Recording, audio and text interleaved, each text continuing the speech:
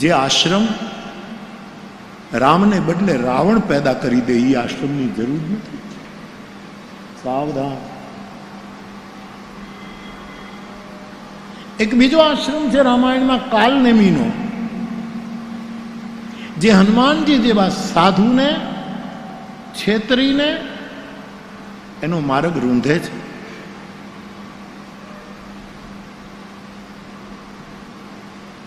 એવા આશ્રમની જરૂર નથી. આ તો તમે પૂછ્યું એટલે મેં શરૂ કર્યું, પણ ઢંગથી બનાવવાનો મારો અર્થ 5 વસ્તુનું ધ્યાન રાખીને આશ્રમ બનાવો. આ 5 વસ્તુ, 5 ઢંગ આશ્રમ. ઢોંગ તો ઘણા હોય છે, ખાલી ઢંગ 5. પહેલો ઢંગ રાજેશભાઈ,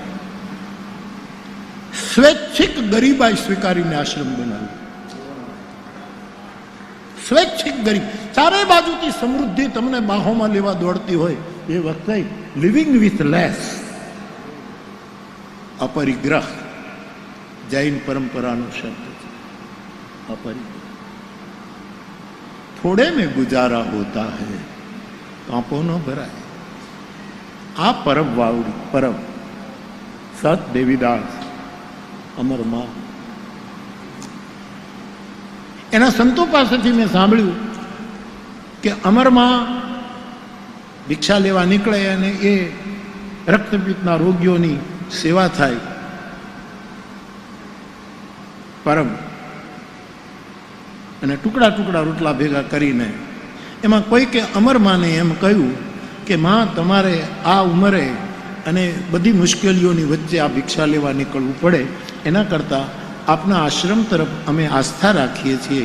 આપનો તપ, આપનો ત્યાગ, આપના વ્રતોને અમે પગે લાગીએ છીએ, પણ આપ અબળાનું શરીર છે અને આપે આટલું બધું રોજ 2-3 વાગ્યા સુધી આ રોટલા ઉઘરાવવા પછી જમાડવું, એના કરતાં વર્ષ દિવસના ઘઉં અમે ભેગા કરીને પરબમાં નાખી દઈએ તો. અને અમરમાએ કીધું, જરાક મન તો લલચાયું કે વાત તો બરાબર છે, પણ મારા ગુરુને પૂછી લો. અને અમરમાં દેવીદાસ બાપુને પૂછે છે કે બાપુ, અમુક ગૃહસ્થોએ આપણા આશ્રમ તરફ ભાવ રાખીને એમ કીધું છે કે આખા વર્ષનો દાણો પાણી અમે બધું કરીને આપી દઈએ.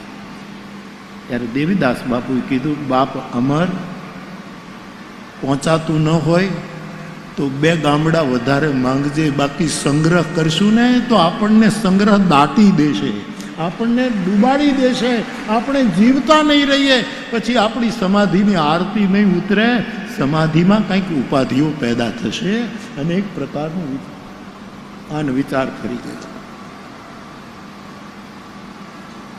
સ્વૈચ્છિક ગરીબી સ્વીકારવી જોઈએ. ગરીબ થવું નથી. સ્વામી સચ્ચિદાનંદજી મહારાજ દંતાલી એમ કહે છે કે ગરીબી આદર્શ ન થવો જોઈએ. ગરીબી રહેવી ન જોઈએ ગરીબોને, પણ ગરીબી જ કારણ વગરના ગરીબ થઈ થઈને ખોટું ખોટું જીવવું એ ઢોંગ નહીં હોવો જોઈએ. માટે ઢંગ અને ઢોંગ શબ્દનો ખાસ પ્રયોગ આ તો પૂછું એટલે શરૂ થયો.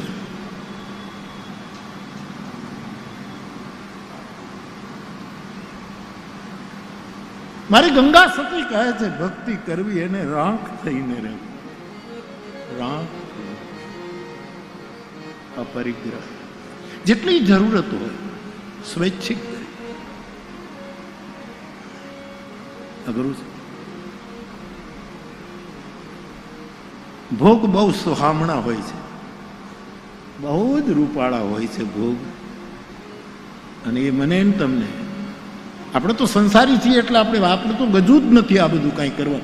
પણ જે વ્યક્તિને આશ્રમ નવો બનાવવો છે એને મારે નવો વિચાર આપવો છે.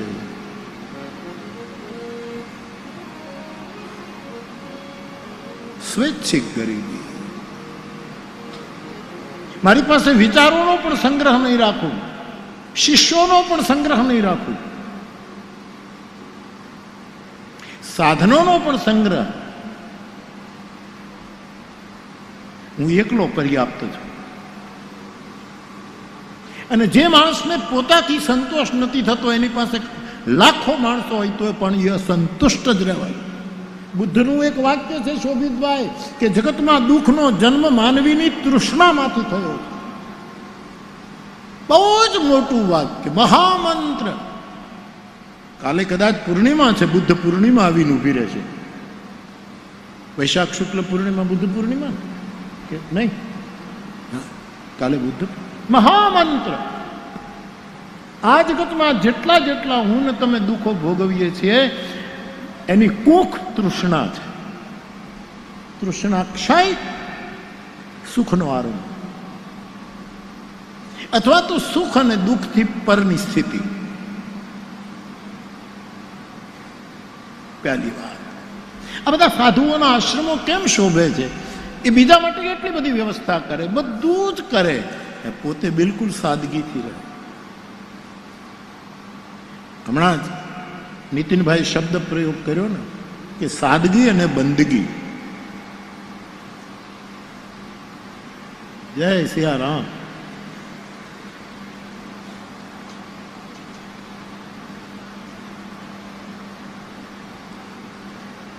તો બાપ,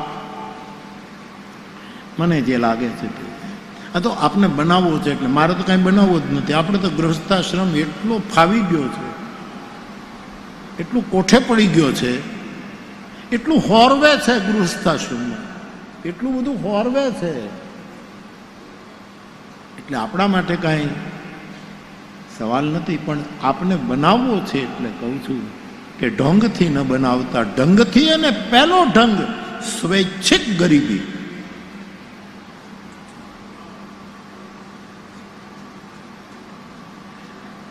બીજો ઢંગ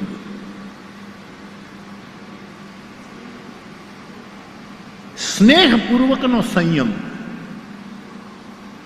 સ્નેહપૂર્વક આશ્રમમાં બેસીને આંખ ફોડી નાખવી, કાનમાં ખીલા નાખી દેવાન, આમ બધું મનને તોડી નાખવું, હળગાવી નાખવું. સ્નેહપૂર્વક ઇન્દ્રિયોની સાથે સમજૂતી એ આશ્રમનો બીજો સંયમ છે, જેને ભગવાન બુદ્ધ સમ્યક આહાર વિહાર કહે. સમ્યક દમન નહીં, ઇન્દ્રિયોની સાથે સમજૂતી. કે હે આંખ, તે બહુ ખરાબ જોયું, ખરાબ જોયું, તને શું ફાયદો થયો?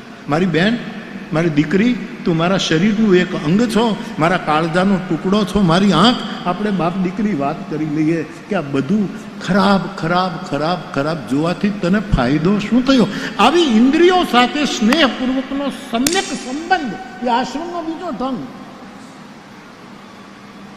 જ્યાં ઇન્દ્રિયોનું દમન ન થતું. જોકે આમ વિનોબાજીની વાતો મને બહુ ગમે, પણ વિનોબાજીની બધી જ વાતો કાંઈ હું પણ ન સ્વીકારી શકું. એ મહાપુરુષ છે એટલે કરી શકું. ગાંધીજી મહાપુરુષ, એ એમ કહે છે કે તમે રસોઈ સ્વાદવાળી બનાવો પણ સ્વાદ વગર ખાઓ, એ આપણને ન ફાવે. એટલે બનાવવી સ્વાદ પૂર્વકને ખાવું અસ્વાદ, એ વિનોબાજી કરી શકે, ગાંધી બાપુ, મોરારી બાપુ ન કરી શકે. તમે સરસ મજાના ભજીયા બનાવો તો મારે સ્વાદથી, ટેસ્ટથી જ ખવાય. અમારો જયભાઈ ગોંડલના ગાંઠિયા જો અમને આપે, એમ કહે છે ગોંડલના ગાંઠિયા વખણાય છે, અને જો એ ગાંઠિયા આપણને આપે તો મોઢું બગાડીને ખાવ. 200 ગ્રામ ખાતો તો 300 ગ્રામ ખાઈ જાઉં. એટલે અસ્વાદ અસ્વાદ એ કઈ બહુ ફાવે એવું નથી, એ ખોટું ઇન્દ્રિયોનું દમન છે.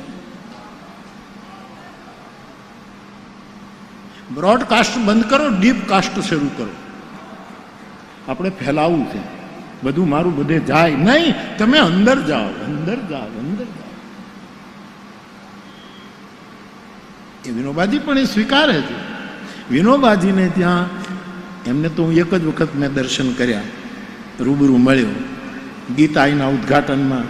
હું ને ડિવાઇન લાઈફ સોસાયટીના ચિન્મયાનંદજી, બજાજ પરિવારને, સ્વામિયા દાદા, બધાએ ગીતાઈનું ઉદ્ઘાટન હતું ત્યારે હું ગયો. વિનોબાજીના દર્શન પણ, એમનું મૌન હતું. ને હવે જ્યારે જ્યારે પછી તો મેં એક પવનારની કથા કરી બ્રહ્મ વિદ્યા માટે,